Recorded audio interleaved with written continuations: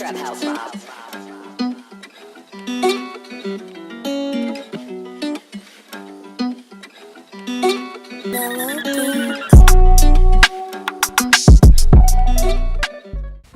Hi everyone, welcome to my channel. My name is Kayla. If you're new, if you're returning, welcome back. And as you can tell by the title, today is going to be another client tutorial.